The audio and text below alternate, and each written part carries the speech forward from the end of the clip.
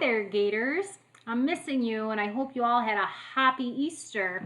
I'm going to read you today chapter 3, 30 Scalps. Within a few minutes, loud snores, well, not loud, but loud for the Indian, began to come out of the teepee. But Omri, sleepy as he was himself, was not quite ready for bed. He had an experiment to do. As he had figured it out so far, the cupboard or the key, or both together, brought plastic things to life. Or, if they were already alive, turned them into plastic. There were a lot of questions to be answered, though. Did it only work with plastic? Would, say, wooden or metal figures also come to life if shut up in the cupboard? How long did they have to stay in there for the magic to work? Overnight? Or did it happen right away? And another thing. What about objects? The Indian's clothes, his feather, his knife had all become real. Was this just because they were part of the original plastic figure?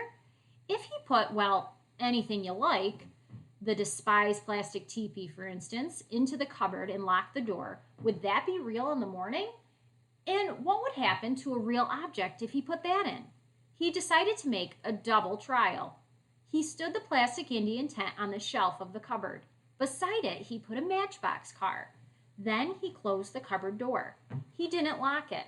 He counted slowly to 10. Then he opened the door. Nothing happened.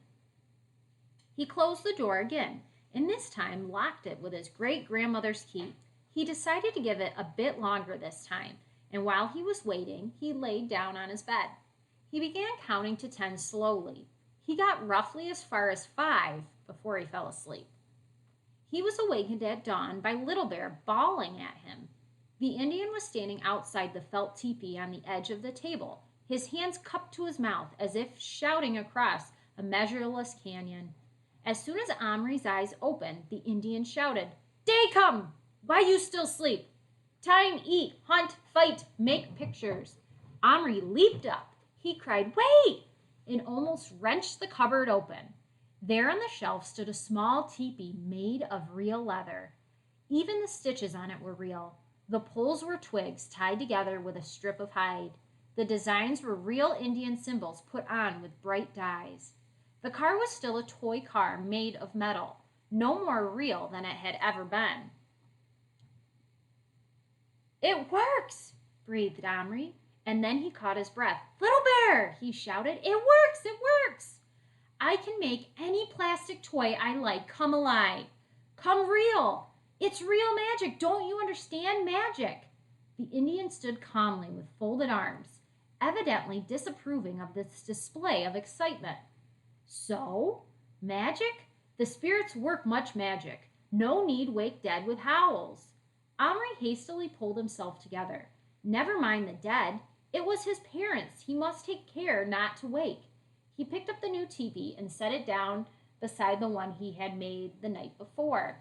"Here's the good one I promised you," he said. Little Bear examined it carefully. "No good," he said at last. "What? Why not?" "Good teepee, but no good Iroquois brave. See?" He pointed to the painted symbols. "Not Iroquois signs, Algonquian. Little Bear sleep there. Iroquois spirits angry." "Oh," said Omri, disappointed. "Little Bear like Omri teepee. Need paint. Make strong pictures. Iroquois signs. Please spirits." Omri's disappointment melted into intense pride. He had made a teepee that satisfied the Indian. "It's not finished," he said. "I'll take it to school and finish it in my handicrafts lesson. I'll take out the pins and sew it up properly. Then, when I come home, I'll give you the poster paints and you can paint your own signs." "I paint. Must have longhouse. Teepee no good for Iroquois. Just for now." Do you boys and girls remember what the Iroquois lived in, what we learned about, and what the name of the Haudenosaunee? The Haudenosaunee were called people of the Longhouse. And if you remember back when we read the Eagle Song, that was a big thing we found when they made fun of Danny. They said, "Go back to your teepee," and Danny said, "That's not even right because we never lived in teepees. They lived in longhouses." "I paint, but must have longhouse. Teepee no good for Iroquois. Just for now?" Little Bear scowled. Yes, but very short. Now eat. Yes. What do you like to eat in the mornings? Meat, said the Indian immediately. Wouldn't you like some bread and cheese?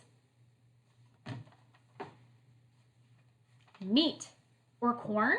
Or some eggs? The Indian folded his arms. He wasn't compromising.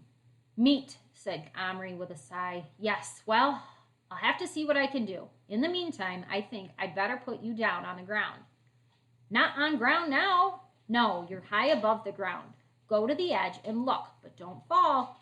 The Indian took no chances. Lying on his stomach, he crawled to the edge of the chest of drawers and peered over. Big mountain, he commented at last. Well, but it seemed too difficult to explain. May I lift you down? Little Bear stood up and looked at Omri measuringly. Not hold tight, he asked. No, I won't hold you at all. You can ride in my hand.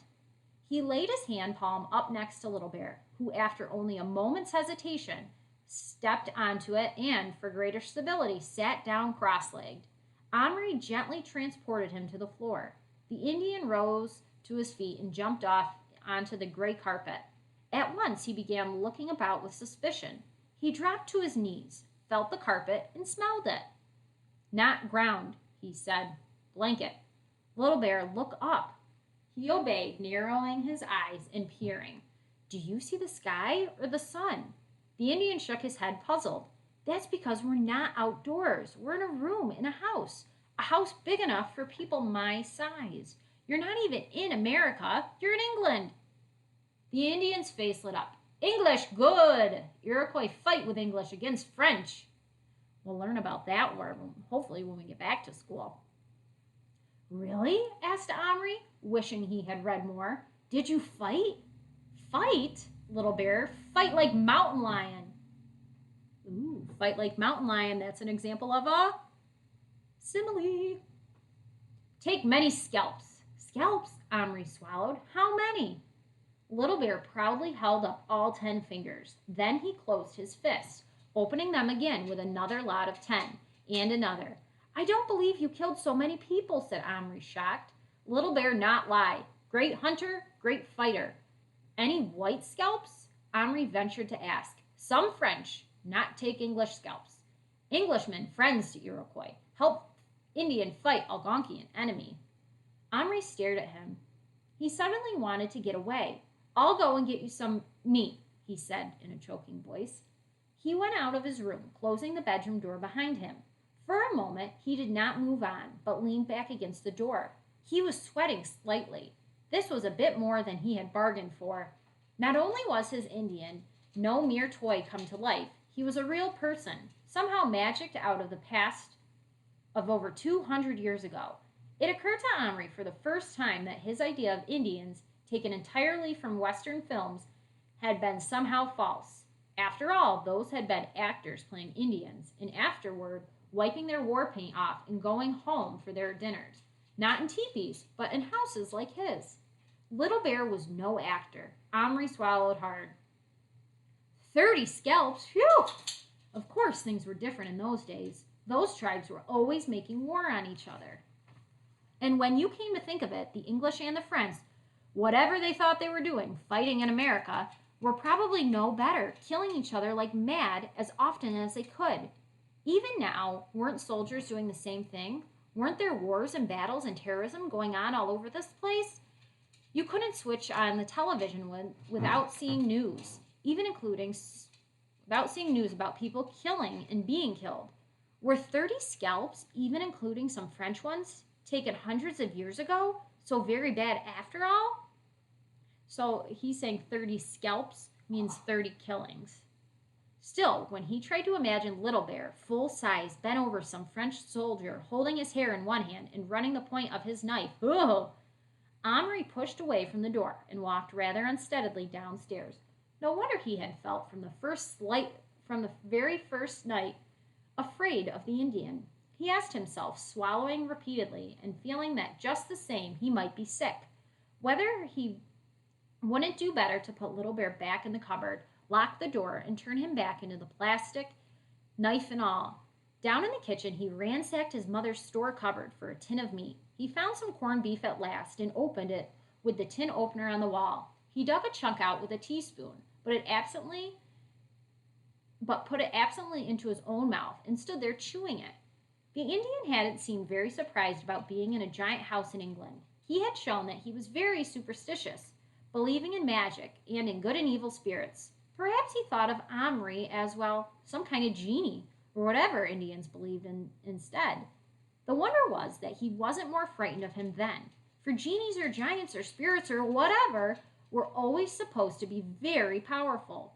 Omri supposed that if one happened to be the son of an Indian chief, one simply didn't get scared as easily as ordinary people, especially perhaps if one had taken 30 scalps. Maybe Omri ought to tell someone about Little Bear. The trouble was that although grown-ups usually knew what to do, what they did was very seldom what children wanted to be done. What if they took an Indian to say some scientist or whoever knew about strange things like that? Who would question him and examine him and probably keep him in a laboratory or something of that sort? They would certainly want to take the cupboard away too, and then Omri wouldn't be able to have any more fun with it at all. Just when his mind was seething with ideas, such as putting in plastic bows and arrows and horses and maybe even other little people, well, no, probably that was too risky. Who knew what you might land up with? They might start fighting each other, but still, he knew for certain he didn't want to give up his secret, not yet, no matter how many Frenchmen had been scalped. Having made his decision for the moment anyway, Henri turned to go upstairs, discovering only halfway up that the tin of corned beef was practically empty. Still, there was a little fair-sized bit left in the bottom. It ought to do. Little Bear was nowhere to be seen, but when Omri called him softly, he ran out from under the bed and stood waving both arms up at Omri. "Bring meat?" Yes, Omri put it in the miniature plate he cut the night before and placed it before the Indian, who seized it up with both hands and began to gnaw on it. "Very good, soft. Your wife cooked this?" Omri started to laugh. "I haven't got a wife." The Indian stopped and looked at him. "Omri not got wife? Who grow corn, grind, cook, make clothes?" "My mother," said Omri, still grinning. "Have you got a wife then?" The Indian looked away. After a moment he said, "No." "Why not?" "Dead," Little Bear said shortly. "Oh." The Indian finished eating in silence and then stood up, wiping his greasy hands on the sides of his trousers. "Now, do magic. Make things for Little Bear." "What do you want?" "Gun," he answered promptly. "White man's gun. Like English soldier." Omri's brain raced. If a tiny knife could stab, a tiny gun could shoot.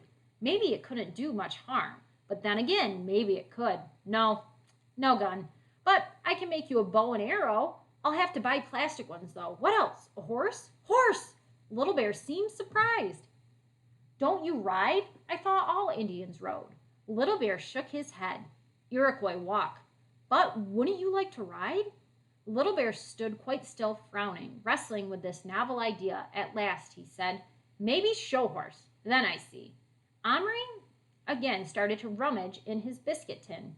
There were a number of horses here. Big, heavy ones for carrying armored knights. Smaller ones for pulling guns and carriages and other wars.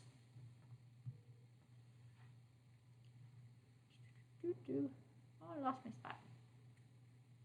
Several cavalry horses, those that might be best. Omri ranged 5 or 6 of various sizes and colors before Little Bear, whose black eyes began to shine.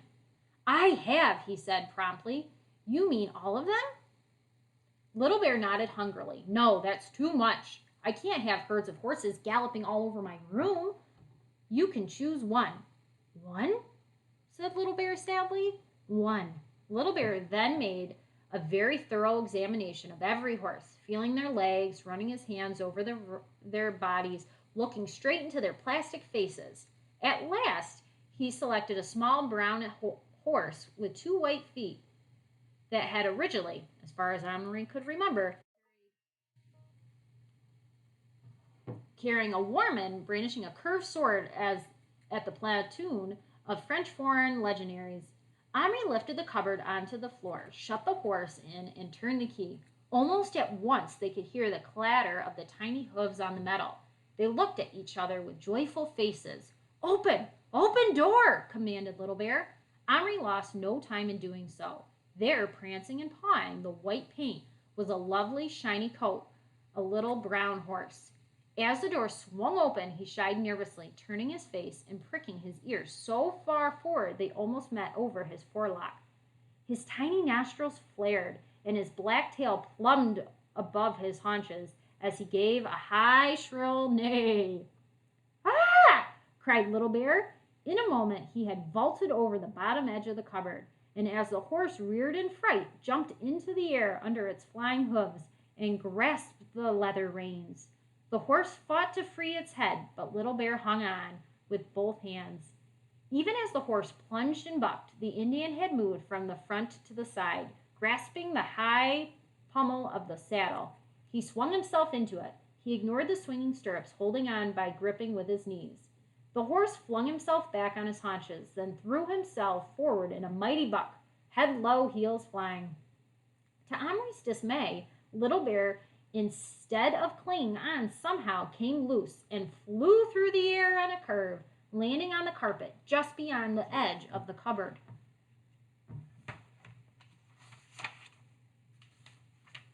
Omri thought his neck must be broken, but he landed in sort of a somersault, and he was instantly on his feet again.